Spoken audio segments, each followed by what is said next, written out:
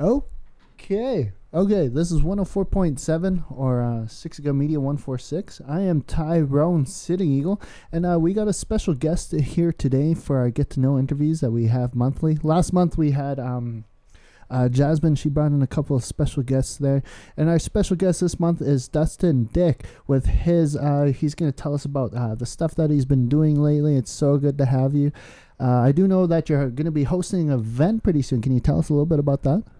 Yes. Well, the event, it's called Red Road Reclamation, Finding Your Path to Recovery. It's a one-day not-for-profit event. It's going to focus on the importance of support systems, the battle with addiction within the community, as well as the unique forms of aftercare that is crucial when it comes to recovery. Aftercare is so important because some people could get so far and they get stuck, meaning they can't progress in whatever they're doing. So I just want to showcase that there's more out there for you. I mean, you don't have to stop there. Mm-hmm. You know, when your path changes, change with it. Yeah. So. Okay, cool, awesome. Yeah, I do know that we were talking a little bit before the interview. Can you tell us a little bit about your road to recovery? Just the challenges and the stuff that you. Can you tell us a little bit about that? Yeah, for sure. Well, October 10th, 2021 was the last time I took a drink, and actually, there's a little story behind that. I woke up in Happy Valley about 5 a.m. on that day.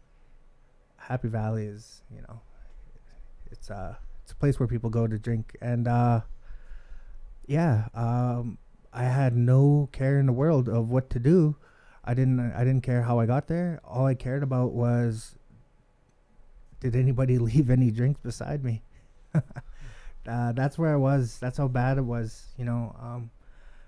I immediately went home because I did have a home to go to, and all I did was get changed just so I could go back to town to go panhandle. And it being pretty close to Thanksgiving, I wasn't getting anything, and actually a friend pulls up and he gives me ultimatum. He knows that I'm going to be going to treatment, that I had a commitment to treatment, but I wasn't doing anything to, make sure that happens. He told me that he would keep me sober by taking me to different skate parks until I was supposed to go. So that's what he did. I ended up going to treatment, and I've been there before. It didn't work because I didn't do it for myself. I just thought, okay, well, I need to give myself a break. But this time I was like, I'm going all in. I'm doing this for myself. I'm doing this. It has to be for me. Everything else has to come second. Like, as harsh as it sounds, including my kids, because I tried to do it for them. That didn't work. Anyways, I finished, but before I finished, I had this huge fear around me, thinking about, well, what was all this for? I'm just going right back to the environment where my addiction took place. I didn't know what to do. I didn't, how do I live the same life that I was, without alcohol? And, well, anyone in recovery would tell you, you can't. It's not possible. So I started focusing on different avenues I'm gonna take on when I get back. Turns out I already had people looking out for me before I even left treatment.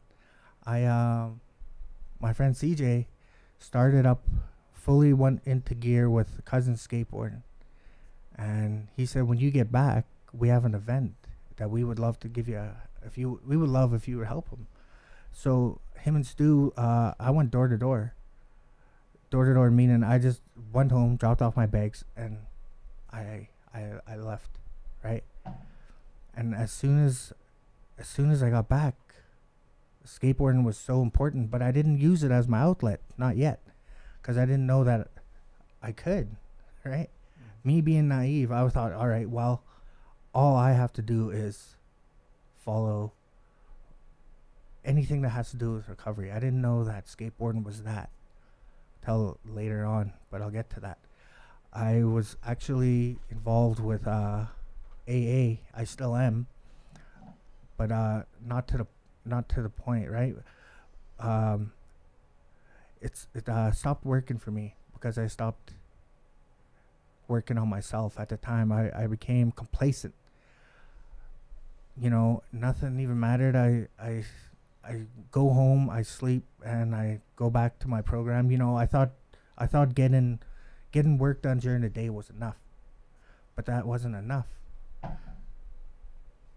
So I immediately go right back into the thinking of like, well, one won't hurt. And I actually made my way to town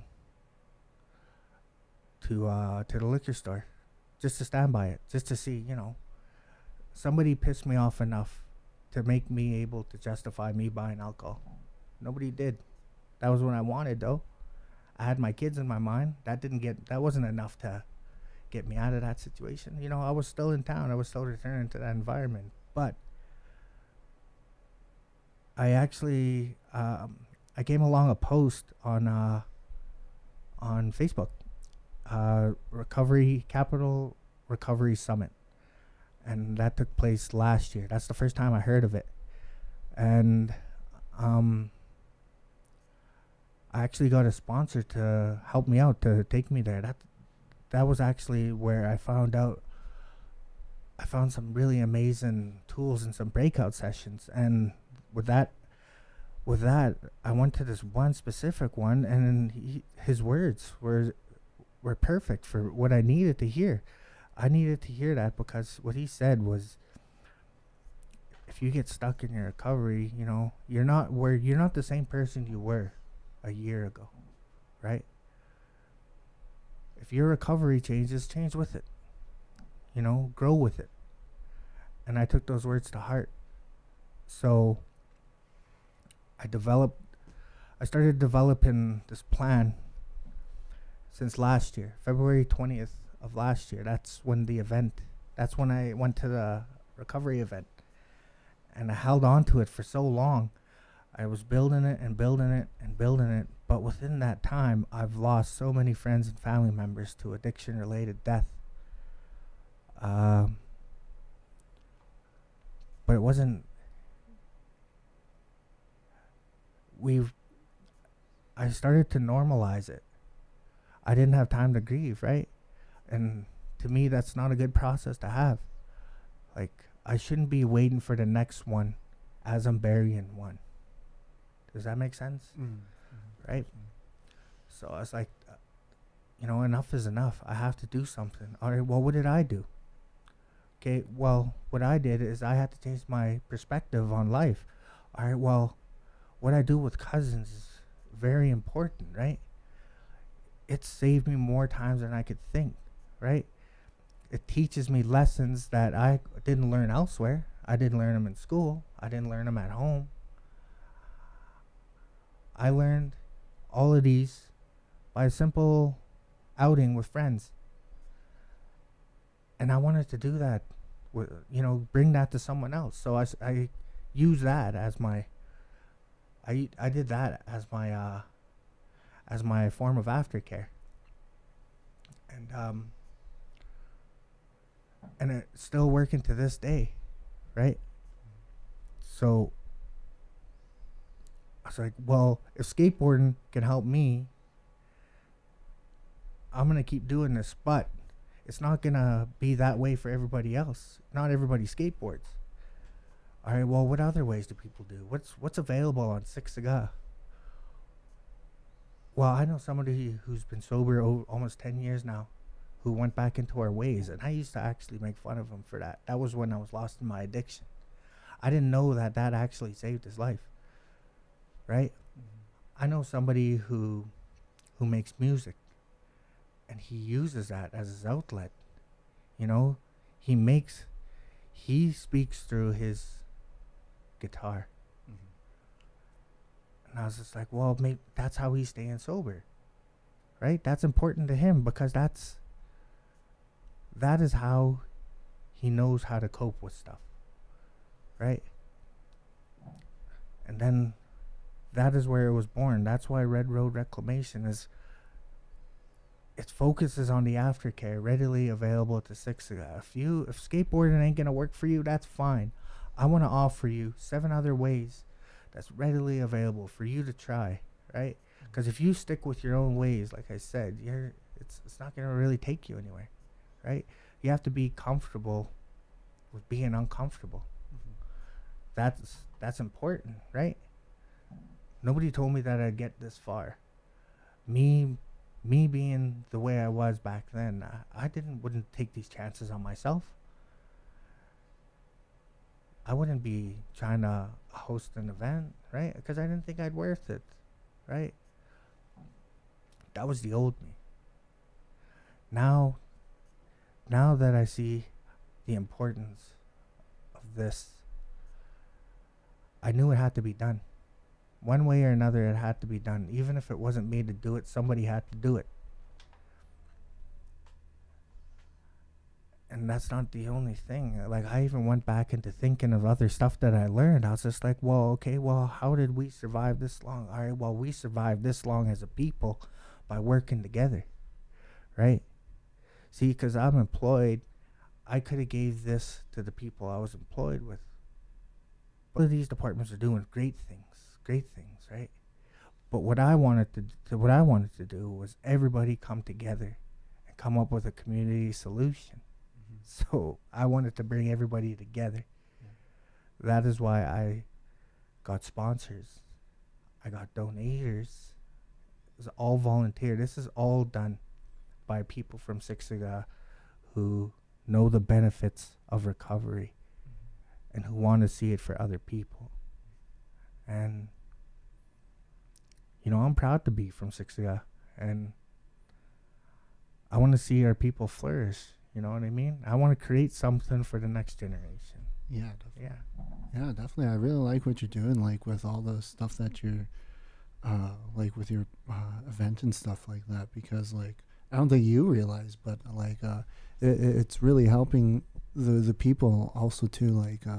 Like with yourself, one thing that I think that you got is like you kind of you've been through it, and so you essentially have the tools to better help other people. And I think you're gonna inspire a lot more people, you know what I mean, to keep going, to try harder, you know, stuff like that. And I think that it's really cool what you're doing, you know, like helping people with their outlets. Like some people don't have the same outlets, you know what I mean, like they don't. You know, sure. It's like some people like, so some people like to paint, you know, some people like to powwow, you know. Right there. Yeah. See, those are 2 people, because this journey is so unique to me. Yeah. Right?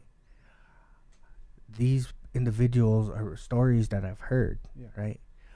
But because it's only a 1-day event, I can only have so much time. I would love to have a whole week of people inspiring with their stories of how they overcame. There's stuff that I don't even know. Some stuff that you just mentioned. You know what I mean? Mm-hmm. That's how important it is. If you bring that to the light, if you just give these people an outlet, let them show you what they done, what they went through, and how did they get there. You know, you're gonna get a bunch of stories of, well, I had to overcome so many hardships, because that's what we do, right? Yeah. That's what you have to be able to. You have to be able to give that a platform, because when you do that, more people are gonna follow. You lead by example, right? Because this is I am nowhere near. I don't think I'm qualified to do anything, but that's just me. That's just my imposter syndrome, right? I keep telling myself, why me? Instead of that, now, why not me? Yeah. Right? I mean, if it wasn't me, it was gonna be someone else, and then I would gladly support that because that's somebody trying to make change. You know what I mean? Yeah, Yeah.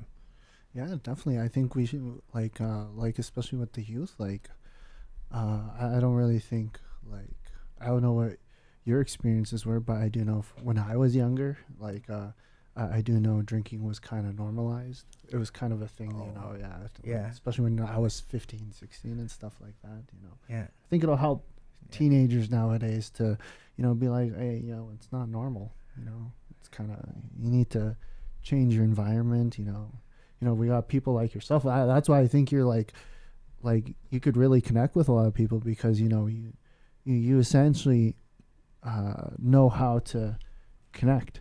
You could probably connect a lot better with to the people who are, you could probably actually help people on that road to recovery, you know what I mean? And stuff like that, which is, I think, which is one thing that people need, Oh yeah, I mean, definitely. Like I believe in having a strong support system really helps you go a long way, right? And I found people that have my back are ones that I never even really, bat an eye towards because, this is just me. I was too focused on my addiction at the time, and now I just want Siksika to support each other, right? Because everybody does, but nobody ever says it, right? We all know that addiction worldwide is a problem, right? And if we just stop speaking about it, and if we start shouting it, somebody's gonna hear. Yeah. So let's say it again for the back, people in the back, right? I mean, it's so important because I can't count with my fingers and my toes on how many people I've lost in such a short amount of time from addiction, right? And I try to be careful with my words, but I try to say that if I could do it, then I know it's possible. I try to, because I went from being daily on Main Street trying to get my next drink to trying to help people. And that's the biggest thing that's the main thing that helps me today is trying to be helpful to someone else in any way I can. You know what I mean? Yeah. Sorry, I'm not speaking correctly.